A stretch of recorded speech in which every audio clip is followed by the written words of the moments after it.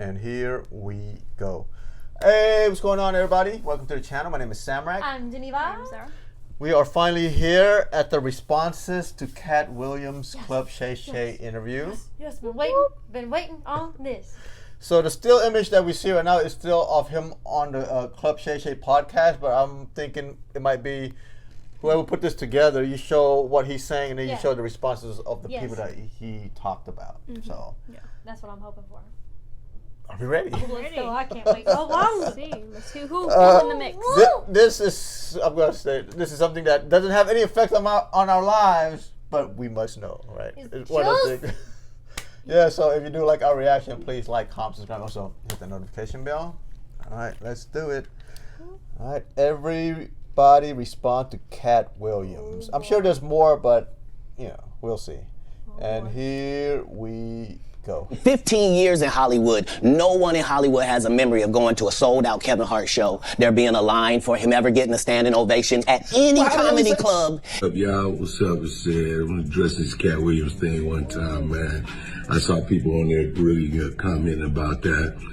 Look, I have no idea what this brother is talking about. That joke is over 30 years old, close to 30-something years old. I did the Kings of Comedy in 1999. Probably have been doing that joke 6-7 years before that. I don't even know if Katt was doing comedy then. So, you know, again, he's a talented brother. I have no idea what he's talking about. I've never seen Katt do a space shuttle joke. So, you know, that may be something that he believes is true.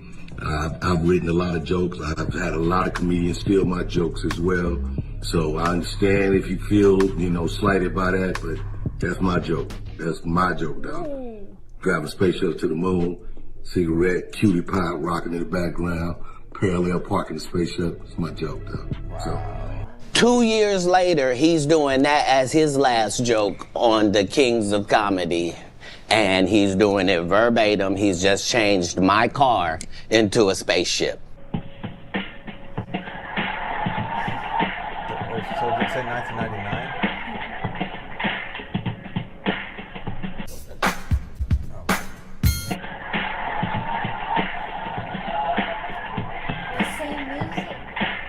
Oh, it is.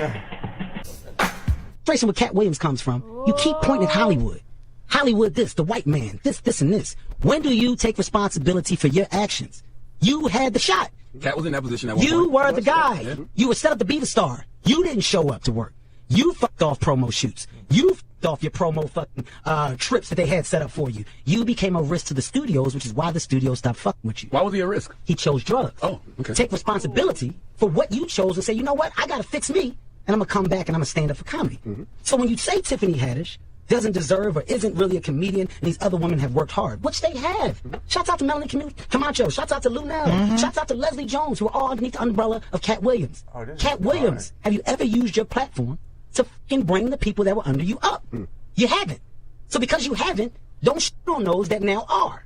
I've used my platform, and I brought my guys and girls up. The brand of Kevin Hart is a brand that's expanded so far, whether you like me or not. My presence in comedy will forever be felt. I don't know if you guys know this, but Katt Williams bought the Knicks. He definitely bought it. He bought the Knicks, and it's rumored that he took the Knicks back. He made the team. He played. He played. Oh, he played. He played with the Knicks. He played with them. We know he's fast. They say he's fast. Yeah, He figured out how to play basketball from reading all them books. 3,000 of them. 3,000 a year. And that's 2 a day. At 6 years old. That's 2 a day. Hey. Smartest kid to ever do it. They kept it a secret for 48 years. They kept it a secret. It just dropped off. Another known fact, Katt dropped him off. Oh, wow. Katt just dropped John Morant. He gave him a ride. During a live broadcast. Known fact, Katt Williams has an NBA basketball court in his living room. He's the first to embrace a true hardwood floor. Yeah. We playing against that little boy that put him on the ground? Another known fact. By the way, it's a known fact that Katt Williams do not breathe oxygen, so it didn't bother him. Yeah. Oh, copy that. You can't choke him out. That's a known fact. Everybody knows that. He's 92-6 in one-on-one. LA nigga. I've been doing shit. I was on That's So Raven. I was on all this shit. I did extra work. I was on all of the white people TV shows, the black people TV shows. I used to be on Dance 360. I've been out here. I've been telling jokes since 1996. 1996. This said, oh, they wouldn't let her perform in the Comedy Store. That's true. They wouldn't let me perform on the white nights in the Comedy Store, but I performed on all the black nights. They wouldn't let me perform on the white nights at the Improv, but I performed on all the black and Latino nights. She said, I'm not mad. I just wish he would get his facts right about me. Dang, I guess I will send him a reminder text. But are we sure that this is Katt Williams? He looks a lot like Charleston White. Say, that nigga Ludacris,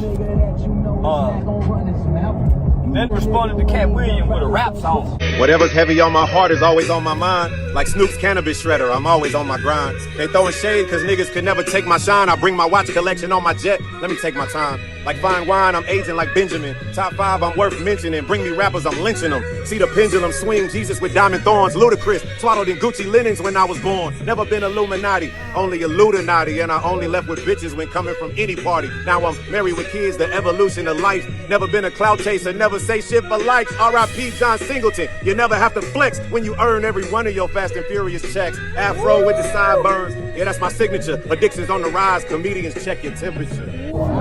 That was the weirdest shit out of all of them. Man, hey, listen. That was the craziest shit. That's what everybody overlooking the fact that Ludacris, he responded with a rap song. That lets you know how fucked up this shit is.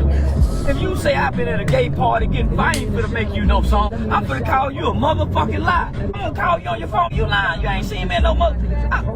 That made a rap. That responded with a jingle. Say, that lets you know he guilty. Come back with a rap song. A hell of a rap song. Ain't rapped in 20-some years. Ain't made a rap song in 20 years. Soon as Katt Williams say, hey, I seen you coming out that funny room though. With walking bow-legged, you was not needed before you went in. You dive and rub together. You come out of there bow-legged. That boy say now he gonna make a song. I ain't never was on my mind. They made a commercial jingle to respond to Katt Williams instead of saying you a goddamn lie. That's how you call it. That's how you tell he lying. You don't write no 16 bar for no nigga. You get on the airwaves and say he lying, baby. Ain't never seen me coming out there and play walking bow nigga. Say, what? Hey, bro. Say, the thing because ain't nobody came out and called him a motherfucking lie. Trick Daddy, the only one say I kick your ass. I'm a stripper. Rest of them they've been talking circles. That's why I told you I only want 5 million. And I don't want to make too many white friends, cause that shit come from making white friends. Yeah. Quincy Jones them was the last, Dr. Dre them and did it. They the last nigga to be with them boys. Rest of that shit come from them white folks, wanting to be on them white folks stages. I'm gonna keep getting hit in the head with guns at the barbershop and throwing flower pots. This is much safer than getting your shit around. Fuck around, find out I got a big and all the white boy got to suck it. You want to be in this movie, don't you, Charles? Yeah, I heard you got a lumberjack. Who told you that? Harry. Who told Harry? Puffy. Who told Puffy? Usher. Who told Usher? Somebody. Internet going crazy. Comments that Katt Williams made. Whatever. I can't speak on behalf of the other comedians, but the only thing I can speak for is myself. Katt made some comments on Shannon Sharp's show about when I was on Shannon Sharp, was telling him the story of some of the behind the scenes from Friday After Next. Let's start with that. When I went out there, let's just go back. In 2000, I was the host of BET Comic View and in the season 2004. I also worked on this show called Live from LA. That was my first job with BET, and that's where I met Ice Cube, if I'm not mistaken. And Ice Cube was like, man, hey man, I like your work. I want to do some stuff with you. I want to put you in some movies. And Ice Cube started putting me in movies, which really helped my career. I was in All About the Benjamins, of course, when they changed the ending of it, that part didn't make any sense. But then he put me in Friday After Next. And just for clarification, I went out to audition for Friday After Next as Money Mike, not the Santa Claus. And that is the honest God truth. I had no reason to go on there and to go on Shannon Sharp's show and lie about any of that. That's what I auditioned for. Was Money Mike, and I guess the producers, Cube, and everybody saw something different. Lying, right? And I think that Money Mike character, Special K, was going to come off as kind of like just a guy who was hanging around in the strip mall who was just kind of being annoying and almost like a crackhead type of character. That was right. Just, so I guess when Katt Williams did it, they added the whole pimp twist to that character, which was actually a better decision and made it funnier. Because ain't no way in the hell I could have executed that role like that. And I'm glad that they made that decision and they put me in a Santa Claus role, which was actually perfect. So when I got back to L.A., they said, hey, your role has changed. You're going to be the Santa Claus. And here's the Santa Claus suit. Put it on, and here's your lines. Sat in the trailer, went over the lines, went over my stuff with Cube, and the rest is history. Had no reason. I just want to clarify that. Had no reason to lie about that. As a matter of fact, my manager at the time, Gary Abdo, who is still one of my best friends, who also helped start my career, and he's the owner of the Atlanta Comedy Theater in Atlanta. We got him on the phone. Just to clarify, Gary Abdo. Good morning. Good morning, Ricky. How are you, my friend? Oh, I'm good, man. Just for clarification, you was my manager at the time. We went to L.A. together for the audition. Cube wanted to see us. What is your version? Yeah, well, we're old, and that was 23 years ago. So, our memories are what our memories are. You went out, you auditioned, they wanted you to play Money Mike. That was the sides that they had sent. The sides are the portion of the script for the part they want you to play. Those were the sides they sent. That was the audition you did. They said, great, we want you to play this role. My recollection is you had to go back and read for the execs from the studio one final time. And the night before that, we got different sides, and they said, no, we want you to play this role. And we didn't understand it. We really were under the impression, well, you had the role as Money Mike, but then all of a sudden they switched it up. Now we understand why. Katt came in, blew them away. He's an incredible performer. That was probably one of the most iconic breakout parts in movie history. I mean, that was literally Katt's first movie. Friday was not Chris Tucker's first movie. Next Friday was not Mike Epps' first movie.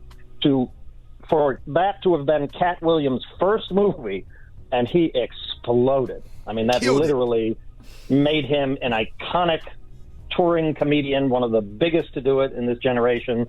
And, the rest, as they say, was history. But, yeah, absolutely, without a doubt, you were auditioning for Money Mike. We were told you had the role, and then that switched up overnight. And I'm glad I ended up being the Santa Claus, because that role was iconic and not as funny as his. I like the pimp. I personally like the pimp better, but the Santa Claus role was just perfect for me. At the time, I was skinny and could run fast. So. And you could squeeze over that gate. So, yeah, that was the... I just wanted to clarify that. And then there was no contract ever that in agreement with the first Sunday movie, because that was a whole different production directed by who just directed my Netflix special, David E. Talbert, about me playing Bernice Jenkins. That's something that David called me personally. David and Lynn are fans and have been fans of my work for a long time, and it was like, we want you to play Bernice Jenkins, and and here you go. And that's what happened. And I went out there and shot that in one day, me and Red Grant, and that was a lot of fun. Right. And it had nothing to do with Katt Williams' contract or whatever. So I'm, what I'm saying? Like, I respect Katt. Definitely disappointed that you have to get on the air and explain something like this, but that's the truth, and I don't know what else to say. So there it is. There's not much else to say. It's indisputable that Katt played that role, killed it, built an entire career out of that one role that all of us look at and go, wow, that's absolutely amazing. But it's also indisputable you were auditioning for Money Mike. We were told you had the role. You just had to read one more time, and then that switched up. And the crazy thing about it is we had a conversation when it came out. He said a lot of this 12 years ago, and we had a conversation because I was on 14th Street in Atlanta, right by the Four Seasons Hotel, and I was driving down the street with my granddad in the car, and I saw Katt Williams going across the street on 14th Street, and I said, Katt, what's up? Whatever. I just wanted to make sure we was good. He said, come over and have a cup of coffee with me, because he was walking over to Starbucks. And I went over and he went in there and got the coffee. We was chopping it up or whatever. Just didn't even really talk about the issue or whatever. I said, hey, man, I want you to come out and say hello to my granddad. My granddad is a fan. He came out to the truck. I'll never forget, I was in my Ford F-150, and I came out and spoke to my granddad. He hugged my granddad and wished him well. My granddad was like, keep doing what you're doing, young man. My granddad was living at the time. It was just me and my granddad in the truck, and we dapped it up, and that was it. I mean, that was it. And I thought that we were good. I didn't know that we had any issues. And if there are any issues or if there's anything that I've done, not only to Katt Williams, to anybody, I apologize. And I'm not perfect. I made mistakes, but I did. That's just the honest to God truth. And I did audition for what I auditioned for. And I'm glad that the producers made that decision. And let me address all of the things with Gary. You can help me out with this because, comedy greats like Flip Wilson played Geraldine. Richard Pryor played some roles on his show. Jamie Foxx played Wanda. Martin played Shanae. I did. Bernice Jenkins, Tyler Perry did. Madea. There's a lot of comics and a lot of comedy greats that did characters for the sake of funny, for entertainment, for the sake of the laugh. And it has nothing to do with nobody's comfortable in the role. Nobody wants to put on a damn dress or comfortable in it. That has nothing to do with my manhood being lessened for trying to play a role and trying to put food on the table for my family. Because it's a prop. It's nothing more than a prop. It's nothing more than a way to get a laugh. I mean, back in Shakespeare's time, there were no females playing female roles. Every female role was played by a man. It's just part of it's part of an art form. It's part of what makes it funny. You bring the funny to it. I wish that I'm sure you remember. People don't know about this. The pilot that you shot for the Kings of Comedy TV show, Bernice Jenkins had a whole sketch with Madea. Yeah, I did a sketch with Madea, me, Earthquake, Tyler Perry, Niecy Nash. We did a thing called The Pew. It's supposed to be like The View, but it was a church-based version of The View, and it was just comedy great to see Bernice Jenkins, the character, and Madea. And I started off doing Bernice Jenkins doing prank phone calls on the Buck Wild Morning Show in Birmingham, which spinned into, hey, I think you should do a character. This would be a great character for this role. So we were all in our 30s, late 20s, doing what we had to do in order to be successful. Now that we are older, I'm comfortable in my job in radio. I'm comfortable in, the roles that I get and the things that I get to do. And I just finished a phenomenal comedy special. So the statement about Ricky Smiley is not funny. I've been sold out since 97. That part. Every single show I have done since 97, maybe not big arenas, but I pack up those theaters and have to add shows in comedy clubs. And between radio and all of that and raising a family, I'm comfortable with. What makes me sad, I don't like the way that made my kids feel. And that's why I'm not going to, go after him, because he has kids and family members and nieces and nephews also, and it hurts our family members and people that do love us when we say hurtful things about each other. So we want to wish Katt Williams the best or whatever. It ain't nothing but love over here just because we don't agree. Arnez J and I had beef for about 20 years, and I end up sitting next to him on a plane. And when I saw him, I couldn't do nothing but grab him and hug him. And we text each other all day on Christmas Day. It feel like we trying to make up for lost time. Two talented people that actually love each other. And Special K, Katt Williams got some comedy dates coming up. He's going to be in Birmingham. Katt Williams is coming to Huntsville. I want y'all to go out and support him. I want y'all to pack those damn theaters and show nothing but unconditional love to him and to any comic that come into our space, Birmingham, Huntsville. That's like my area or whatever, where I grew up or whatever. K, you got the dates? Yeah, you got January 12th, Cedar Park, Texas. The 14th, Estero, Florida. The 19th, Huntsville, Alabama. The 26th of January, Tupelo, Mississippi. Y'all go ahead and get on Ticketmaster. Yeah, make sure y'all go out and see Katt Williams and go out and support him, man. It's all love over here because it's enough money out here for everybody. So what we're addressing for everybody that's tuning in, we're just addressing the whole Katt Williams situation, and I'm gonna leave it at that, man. Because here's the thing: what we all need to understand.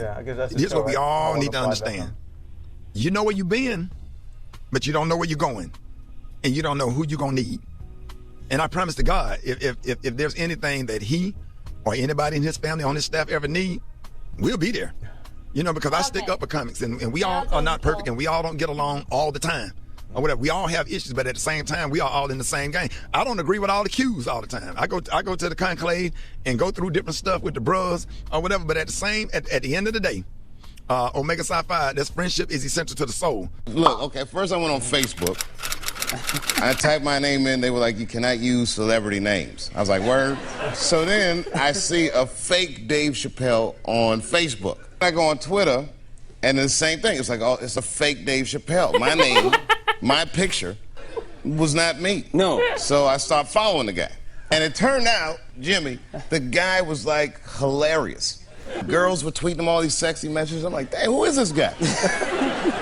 And then, like a week or two into it, he just turns evil and starts like a whole Twitter beef with this guy, Katt Williams. You know Katt? Absolutely. Katt Williams starts saying things to this fake Dave Chappelle that's hurting the real Dave Chappelle. So I go to the comedy show, I go over to Katt, and I'm like, yo, Katt, man, you know, I gotta talk to you. I don't have a Twitter page. And he's like, so what, Dave Chappelle? I don't have a Twitter page either. Surviving comedy, you have to be lovable. Katt, I said, Katt is one of the most lovable comedians in the world. And what I meant to say on the interview was, I meant to say, I don't give a how much crack y'all think that smoke. He's the most lovable. But instead I said, I don't care how much crack he smoked. And I've never seen Katt smoke no crack. You know, but I was hoping he wasn't going to take it personal, because even Noriega hit me up after that whole thing came out about me mentioning Katt, and he didn't even remember. Like, he said, when did this happen? Because I mentioned I was on Drink Champ and this interview, and he hit me up like he DM'd me like, hey Mike, what did you say on there that I missed? That's how much that's how much of a love that's how you know I wasn't even insulting this guy. It was more giving him his props. Katt Williams was talking about himself once, and Katt Williams is a crazy person but a brilliant comedian, and he said something that I've always thought, and he's like, I'm not a fan of me, and he goes like, I don't particularly like me, it's like, that is why he's great, because that makes you work so hard at, like, the worst thing a comedian can be in the beginning is sure of themselves and then incompetent at the same time. It's horrible. It's horrible because you're not good, but you think you're amazing. Ice Cube, just wanted to address a few things. Everybody been checking out the internet. My man Katt Williams. First of all, I just want to say, we shot that movie over 20 years ago, so, people have different perspectives, and it's been a long time. I also want to say, every comedian that I've worked with, every comedian that I've put in a movie, I only put them in the movie because I thought they was funny. I thought they was perfect for the part. I tried to put them in a position to win. That's what it's all about, I look at from, Chris Tucker and Bernie Mac and Mike Epps, Katt Williams, Ricky Smiley, Michael Blackson, Cedric, Kevin Hart. All these guys I know are funny as hell. I didn't discover them. They were doing their stand-up or doing their thing, and I knew that they were great and that they could act, and that if I have an opportunity, I was going to give them an opportunity. To me, that's what it's all about. As far as specific things, Katt was 100 on a few things. Most of what he was saying. A couple things, I just want to clarify. When we bring in a new, comedian, we do have them try out for different roles. So Ricky did give Money Mike a shot. But when we saw him and, we kind of saw how he moved and how he was, auditioning, we decided that he would be a better,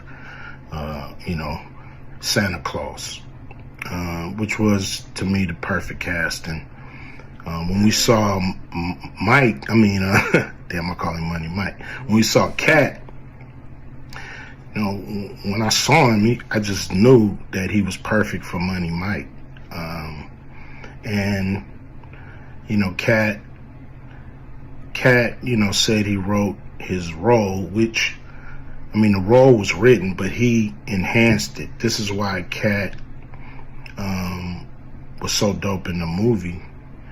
You know, Money Mike had a small role, you know, about as big as the Santa Claus role, but when we start filming, he was giving us such magic that we kept expanding his role and giving him more to do because he was on point. You know, when we shoot these movies, you know, for one, the scripts are fire, or they wouldn't even do it. The scripts are laugh out funny.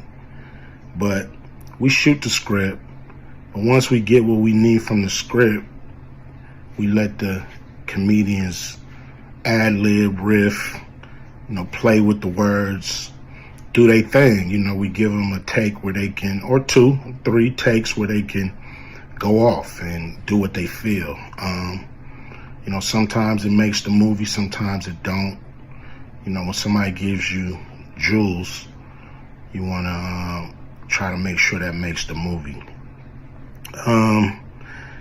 So in the movie, there's second thing I want to clear up.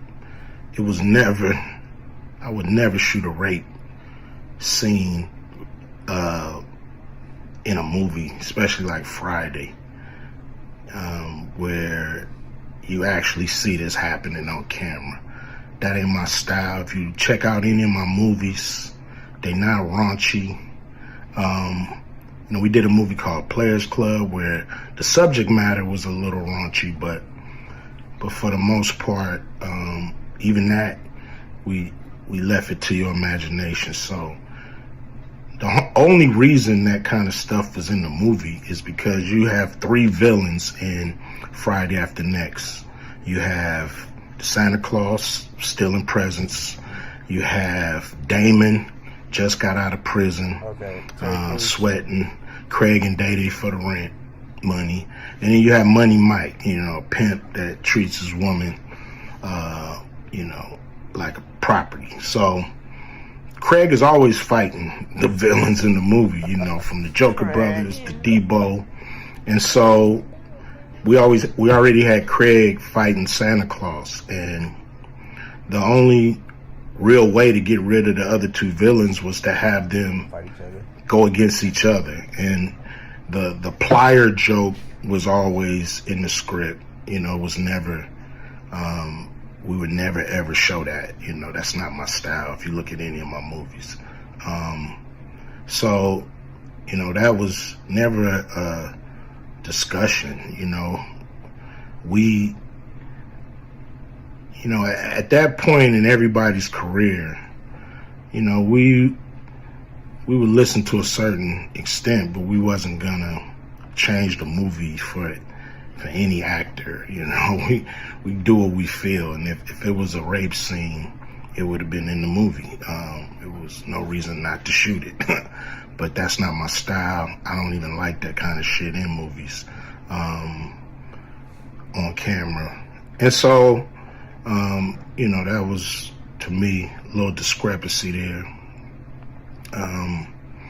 You know, Katt, he wrote a lot of his part because, you know, like I said, he was giving us jewels, so we were keeping the camera rolling. He was coming off the dome. He was coming prepared every day to steal the show. You know, that was his mission. And, you know, that's what he did, you know, with the movie. And it launched his career, you know. And I'm proud of the movie. I'm proud of all the guys who've, you know, come through, you know, a Q Vision production and went on to do bigger and better things. And look, you know, a lot of people are talking about pay and how much they was paid on these movies that were extremely low budget. You know, most of these guys work a couple of days, you know. And when you're doing a movie, there's over 100 people working on the movie that need to get paid. Most of them got to get paid every day. And there's pre-production and post-production. Even after you finish with the actors, you got to pay editors and sound people. And my movies are all about quality, so most of the money go up on the screen. I'm not giving you no bullshit. I'm not giving you no low budget, you know, shit you can laugh at because it's so cheap. So, you know, we try to put all the money on the screen. And so any actor that's mad at what they got paid, you know, just look at what you was doing. Look at where your career was at the time. You know, take a look at where it is now. Yeah, true. And Friday has something to do with that, I believe. And I put a lot of people in movies, but they ain't never put me in a movie. So you could take that for what it's worth. You know what I'm saying? I've given a lot of these guys opportunities. And I still act, so I'm waiting for a call.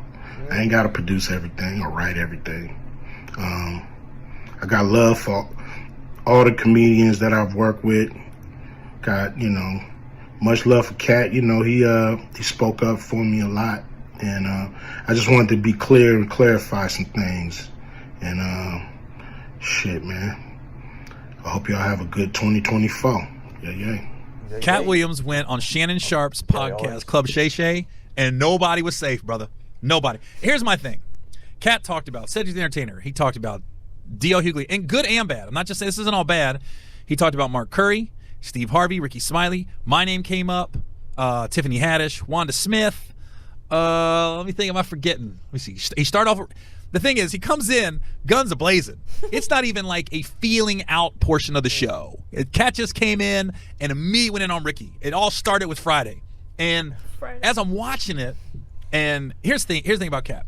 We all got opinions on comedians, and Katt doesn't hold his opinion back. I do. I'll be honest with you. There's some comedians I find funny, some I find hacky.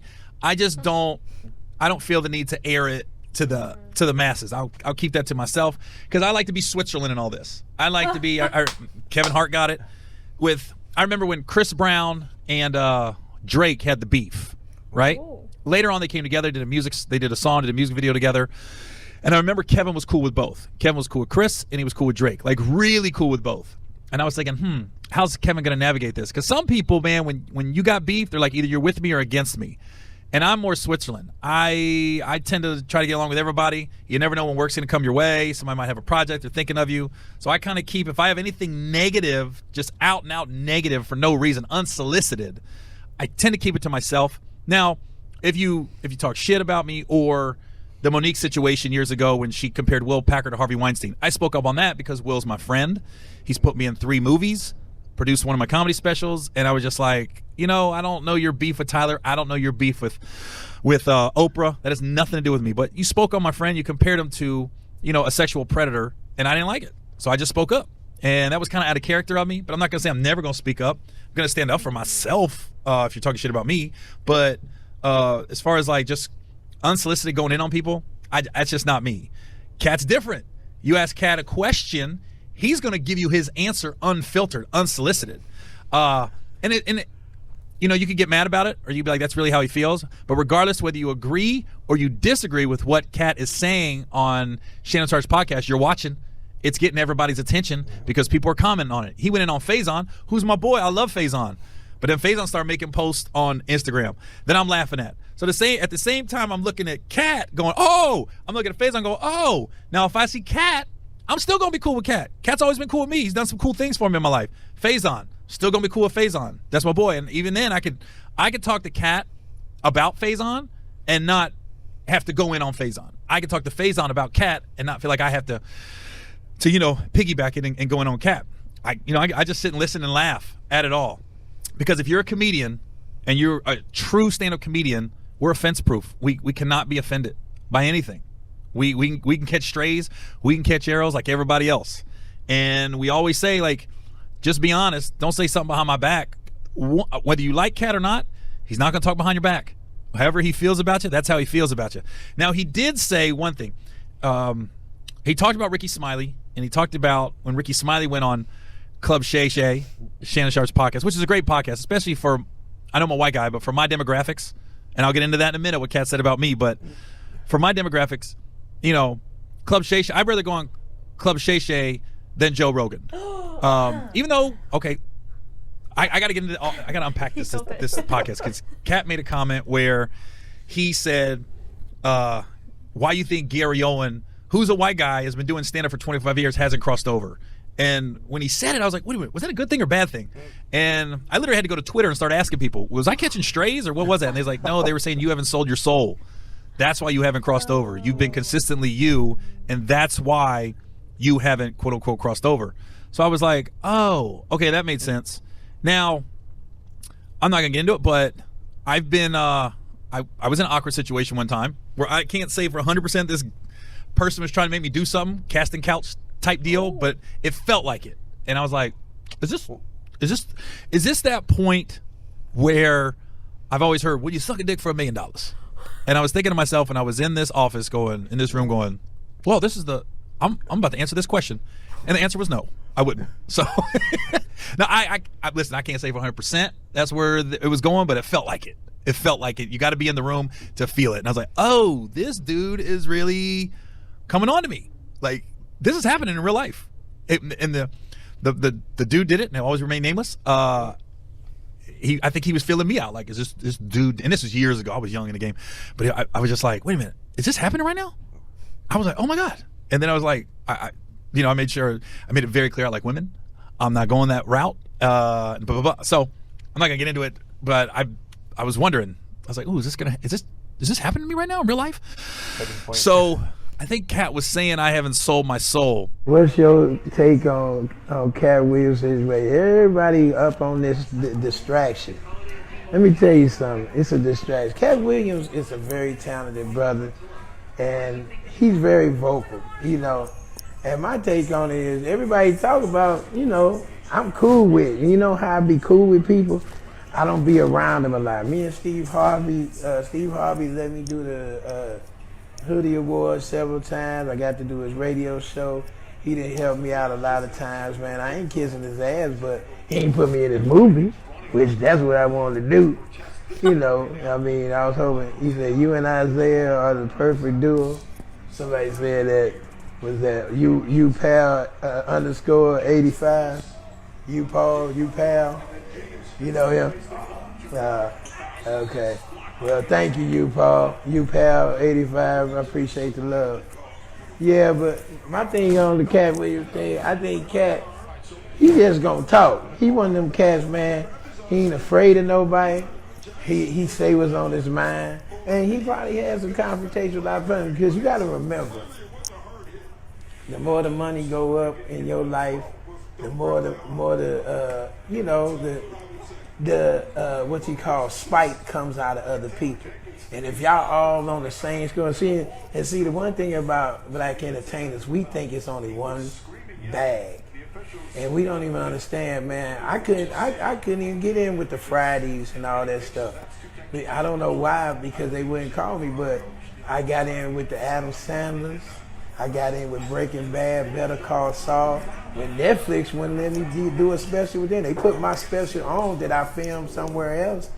I did Showtime, and thank you Showtime so many times, and I appreciate Netflix showing my special on their platform. Tubi, big shout out to them. But hey man, like I tell people all the time, we think it's just one bag, and that's how all these beefs come up. You think because you making it, you can, you start giving beef, and then some comments do still. I seen a comedian go up right before me and do my damn joke. I seen one go up right after me and do one of my damn jokes, and they talked about it, and did the joke, and they famous, and I fronted the nigga about it. But when Katt talked about his experiences, and some of it might be a far-fetched, and it might be some of it's comedy. He a comedian, and you be thinking everything he say is beef, and some of the stuff he probably got beef with. He know these people. This dude, I want some of that good career. I don't want the bull crap that he going through. But man, that brother was making $100,000 a show. He showed that on a video one time. He was making $100,000 a show. All I need is 1 year of that, Lord. 1 year, Jesus. I claim it in your mighty name. But my thing is, man, I know all these comics, man, and from Quake to Ricky Smiley And Ricky Smiley looked out for me, man. I had got locked up in Oklahoma. Can you do it starting like in 5 minutes, like at 9:50? Yeah, that's fine. Thank you, Jesus. That dude look just like Jesus. the white Jesus. But, well, you can't spell hustle without saying STL. You damn right, baby. But we get down, man. I don't have no time for beef. I mean, even when I had somebody was mad at me, I confronted them. We did it, and we moved on. I don't sit up and fester in that, man. And, you know, Katt been blessed. All these guys been blessed to do what they do. I'm blessed to do what I do. I ain't even got the $100,000 to show, but I'm blessed that these wonderful people come out to see me every week. They come out and holler at me and let me go up and do my thing, and I try to stay fresh as funny as possible for all of them. And I got a family to take care of, man. I got things lingering over me, man. When I get out of the game in a few years, I may tell some stories about some stuff, because I've seen some shit. And I've been through some shit, but I mean, the things that I've done, I've been in, I mean, people wouldn't even believe, because I keep myself on a platform that, you know, people say, oh, you just nice. I said, I'm not nice, I'm kind. I'm kind, but you cross me, you'll see another nigga. But I'm not that one to go up and just bother you and, you know, go trip off stuff. And if you steal my joke, I make a better one. And you know, a comedian stole my joke, and I went up after the nigga, and y'all know him, y'all go buy tickets to the nigga's show, and he a new booty. And he went up and did my shit, and I went up behind him and did my shit again. And I got a standing ovation. That's how hard I go. So that's how you got to look at those things. But, you know, he talked about a lot of different categories, and I think it was great podcast for Club Shay Shay. It probably got Club Shay Shay all the interest he needed, because that nigga, I done been talked about on his show a couple of times, and he ain't asked me to come on his show. Lavelle Crawford been brought up with Bruce, he been brought up with Ricky Smiley, and ain't once he said, hey man, let me get Lavelle on, because he said on with Katt on there talking about, I think I got all the best comedians on here, and I was like, oh, for real? And I said, that's cool. I said, because, you know, hey, none of that stuff make me or break me. Ain't none of them cats talking about people ain't gonna put no money in my pocket. I work with every single person he named so I can make some money. We ain't gotta see each other. I don't have no beef with nobody. And if I do, we'll holler. I ain't one of them niggas that walk around with this energy. And I think Katt, one of them cats that don't need it, because he say their names and they ain't afraid to do it. I respect him. He got a lot of nuts, and I like that about him. I respect him. Katt gave me the best compliment I ever got. And, you know, some people say he gave them money. I would love to get $100,000 from him, but I ain't paying it back. But he gave me the best compliment ever. He said, I became famous off my stand-up alone. And I met him, that's when I was at the Ralph grocery store. And he was out in the car and his people was inside. They said we come there all the time. I went out there and we shook hands, man. It was good to see Katt. And me and Katt been knowing each other a long time. But you know, that's how I chime in on this stuff. And I said the comedians that he named, when you chime in on stuff, it just makes it more valid. You know, if it ain't true, you know, all the money you got and all the blessings you got, why you on Instagram going, oh, that ain't true, that ain't true? You making yourself look guilty. And man, people say stuff about me, I holler at you. I ain't trying to bring the internet. Somebody trying to choose a side. Motherfucker, I don't have no side. I got God's side. I got my family side. I ain't in that BS bullshit. No bullets was thrown at me. I mean, that world is what it is, you know. I mean, the opportunities I got, I thank the Lord for every one of them. And He's blessed me, and He can bless you too if you want to do it. But if you sit around worrying about somebody talking about you all day, you gonna be tired and dead. So I want to know your advice for Katt Williams right now. I know Katt. Katt can fight. Katt ain't gonna be fucked with. That's my aunt. That's big aunt right there. I'm with Katt, man. I stand with Katt, man. Yeah, I'm with aunt. So, yeah, I'm with him. If he catch one of them in person, it'll be the same energy he had on that podcast to their face, and he'll be on that with them people. That's one thing I can respect about it. He's not gonna say nothing on no podcast that he wouldn't say to their face. I mean, a lot of comedians feel like, they're kind of against it right now. I mean, where do you kind of stand right now? I mean, I can never be against Katt Williams. I'm with him. I'm on his team forever. Me and Katt was on my first TV show, Tracy Morgan show. I've been knowing Katt since I was about 7 years old. I'm 27 now. So, you know what I mean? One thing about it, I stand on loyalty. So that was a lot of responses to Katt Williams' comments on Club Shay Shay. I thought it was genuine from Ice Cube when he was talking about all this stuff. He was trying to clarify some stuff. Yes. I mean, but then, what Katt said on Club Shay Shay about him not like rewriting, he did ad-lib. I'm sure a lot of it came from him too, off the dome, that's what they call it. So, yeah, nobody's calling him a liar, right? Yeah, no one's really saying, oh, he's lying, this and that. Everybody's giving their version, of course, but clarifying. they're clarifying. I noticed that you were a bit with Ricky Smiley on screen. You just listen. The overkill of let's support him, and the glasses wearing, not looking at the camera, whilst jittering, moving about too much. He was very nervous. With that being said, I don't know the guy. I don't know either of the guys. I wasn't there, and this is very entertaining in the least. Yeah, well, it does no effect on our lives. Zero effect. We just want to know. This is the entertainment I quite enjoy. I don't have a lot of drama personally, so this is but then fun. like they mentioned like 20 years beef or whatever. There's always gonna be something, What do you have over here? Probably Ludacris's rap. Yeah, a lot of us forget that Luda was a rapper. Yeah. No, I have his CD. I know, but I'm saying, but just seeing him in movies and stuff, like Fast and Furious movies and stuff. Yeah. You forget, because he hasn't been out with an album for a while, but I do remember he was at the Atlanta Falcon game, and then he did the rap, Welcome to Atlanta, I believe. Oh. Yeah, he had harness and stuff coming down from the sky, flying. Yeah, so. He was like SpongeBob. Yeah. Like SpongeBob. Dude, yeah. I mean, not that you forget that he's a rapper, it's just that, you don't realize that he's a rapper. Listen, that's not the response I expected. True. Oh, and for that to be it, I mean, it was a good rap, but like... He said some pretty deep stuff when they just respond with a song. That's all I'm saying. Yeah. It's entertaining. It was interesting, to hear his word usage. Yeah, basically. Yeah. So, I mean, going back to Ice Cube, based on what he's saying, like, I guess nobody ever called him. He's always the one that's producing, and everybody comes onto the movie that he's producing. Yeah, I was thinking that as well. And that man has not aged. It's Craig. Yeah, so his son gets called for roles all the time, right? Oh, really? O'Shea.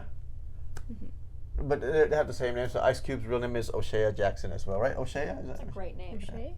Yeah. O'Shea. I mean, correct me if I'm wrong, we don't have the knowledge of everything. We're just getting entertained by the entertainers, basically, even though it's their personal lives. That's funny. I didn't think like that. Yeah. It's all entertainment. It was interesting to see everyone's response. Yeah, I loved this. Yeah, there were a few of them that I personally didn't know who was talking. Trying to figure it out as we go. But the guy that was doing a live stream in the backseat of a car. Talking about Ludacris. Yeah, that shit was funny. He was hilarious. Yeah. I don't know who this person is. Yeah, let us know who that is. Yeah, he was hilarious. Yeah, cracked me up. Like naturally, you're just going with it. Yeah. I wonder where this is gonna escalate next, because I'm sure it's not exactly over. It's not over. I mean, Katt Williams said this is the year that lies. And it's just the beginning of the year. All that stuff. So. It's just the beginning of the year. Barely. So that was. I mean, the title of the video is "Everybody Respond to Katt Williams," but that's like a lot of responses. It wasn't everybody. We didn't see Diddy and stuff. So we saw Joe. Oh. Joe was there briefly. Oh, you know who I was waiting for was Steve Harvey. Oh yeah, see, we didn't get that That was like either. the main one I wanted. I don't think he's gonna say. I don't think he's gonna say anything either. He's busy. We'll still look up the interweb to see. Yeah, he does have 7 shows. So I'm just saying. Oh my God. Yeah, so we'll look up the interweb to see if there's any more responses, more drama, more beef, which has no effect on our lives whatsoever. But it's entertainment. It's better than a movie. Yeah. So if you do like our reaction, please like, comment, subscribe, so hit the notification bell. and we'll catch you on the next one. Bye. Chee.